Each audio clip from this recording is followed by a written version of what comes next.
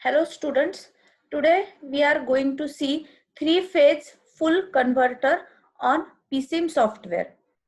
Okay, so here what do you mean by full converter? We are attaching these SCRs in bridge configuration. Okay, so there are total 6 SCRs are used, 3 SCRs in the upper half and 3 SCRs in the lower half. If it is semi converter, then these lower half SCRs will get replaced by diode. So that will be our half controlled semi converter, 3-phase of course, or we can call it as 3-phase semi converter.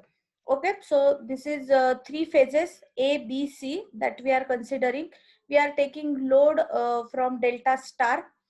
This is 3 phases, and here are some assumptions that we have made. The 6 SCRs, out of which odd number SCRs are connected in the upper half and even number SCRs are connected in the lower half. You can also name them like T1, T2, T3, T4, T5, T6, but when we are writing the sequence of SCRs, so our usual sequence is 1, 2, 3, 4, 5, 6.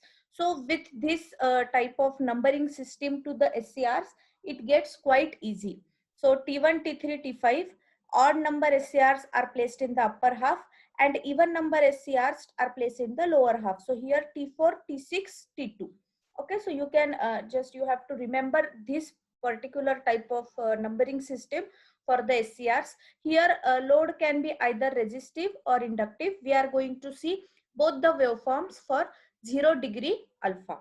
So here 2 SCRs have to be triggered at a time.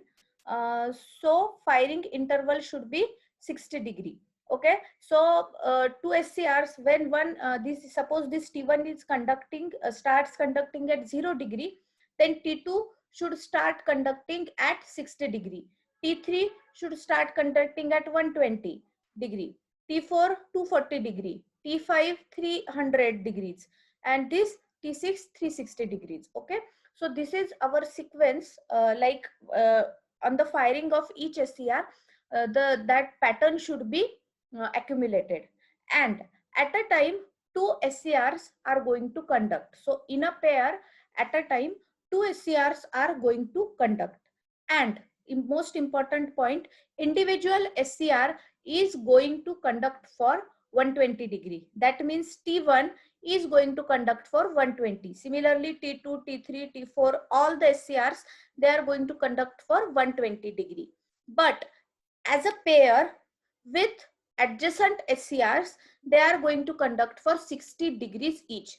That means T1, T2, they will conduct for 60 degree, and T1, T6, that is the previous SCR, which is already on, they will conduct for 60 degrees. Similarly, if I consider T2, T2 will conduct for 60 degrees with T1 and 60 degrees with T3. Okay. Similarly, T3 will conduct 60 degrees with T2 and 60 degrees with T4. So likewise, we can follow the sequence. Okay. So these are the some basic points that we should know before actually drawing our 3-phase full converter. Okay, and when suppose T1 and T2 are conducting, at that time T6, okay, it will be getting line commutated. Okay, so why line commutation? Because so here in while we are thinking about AC to DC, so we don't have to use forced commutation, so natural commutation. So by natural commutation, line commutation, the earlier SCR is going to get switch off. Okay, so this is the table. When T6 T1 is conducting, incoming SCR is T1, outgoing SCR is T5. When T1 T2 are conducting, incoming SCR is T2, outgoing is T6. So likewise, you can now easily follow the sequence. Okay, so now we will go to the actual diagram. Okay, so we will take voltage source from here. We need sinusoidal voltage source. Just rotate them 1, 2 and 3. So 3 voltage sources for 3 phases. Then I need is thyristor. This is the PSIM software that I am using, and I am going to place 6 SCRs. Okay, so this is third, So yes, these are the 6 SCRs, and I play escape. There, that means I can select now the next component. I want R load. Okay, so this is R load. So this is my structure of my 3-phase full converter. Okay, all the elements you can also go from here. See here, power, RLC are here present. Okay, then switches thyristor is present over here. Okay, so similarly we can take probes. Okay, we can see here probes are there. From sources we can take voltage source. Okay, so likewise we can also select elements from this elements library. Okay, so now I will try to complete the circuit. Let's select the wire. Okay, so cathode of anode of first thyristor is connected to this cathode of the lower half thyristor. Okay, so this is the first connection that I can make.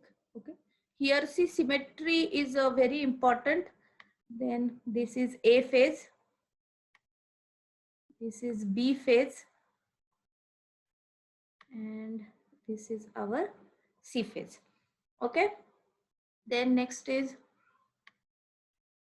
connect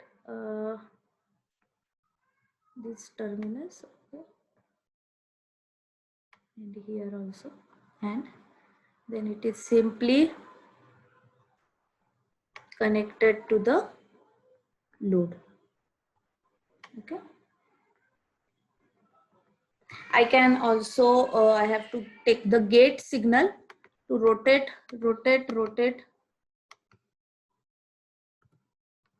undo. Okay, rotate. So this is connected to the gate. Okay, so see what I am going to do. I am going to give the firing pulse. Okay, with this gating block to our all the SCRs. Okay, to the these 6 SCRs. Okay, so this circuit is now complete. I have to take this and take one is connected to the ground. Okay, so these are the 3 phases and SCRs. Now I have to measure the phase voltage. Okay, so to measure the phase voltage, I am going to connect the voltmeter between all the 3 phases. Okay, then I have to check the current also, current waveforms also. So this is the current waveform, current probe. Okay, so at the input 1 ammeter and at the output 1 ammeter. Similarly, I have to check the voltage waveform across the load. So see here I am selecting voltage probe between the node. Okay, between 2 nodes. Okay, so I will just rotate it. I will delete this earlier, and I will take a wire and connect it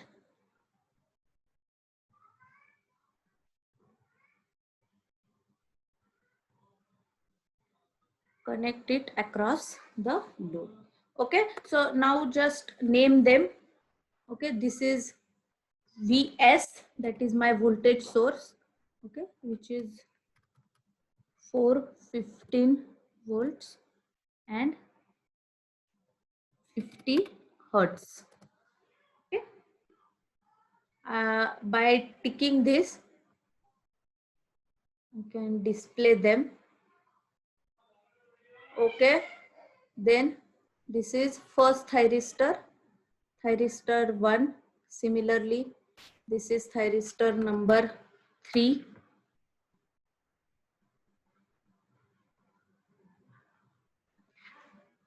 Thyristor number 5. Okay, here, okay, this is 0 to 120. That means first thyristor, it will start at 0, it will conduct till 120. Then this is the second thyristor. and it will start conducting from 60 degrees. Okay, and it will conduct till next to 120 degrees. Okay, so this is the sequence that we are going to follow. Okay, so now where is the third thyristor? Here. Okay, so third thyristor, it will start conducting at 120 and it will conduct at till 240.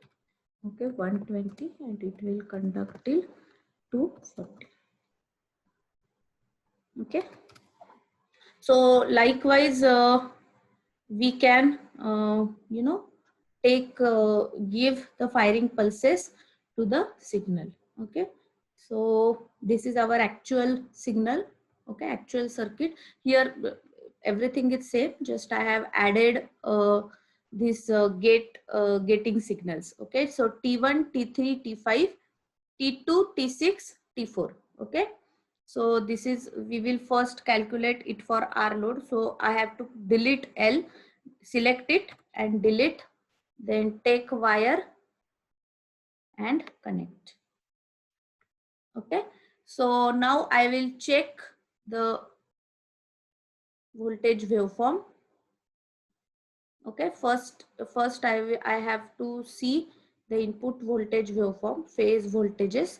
Okay, so see, this is my phase voltage waveform. Okay, you can see this is clear.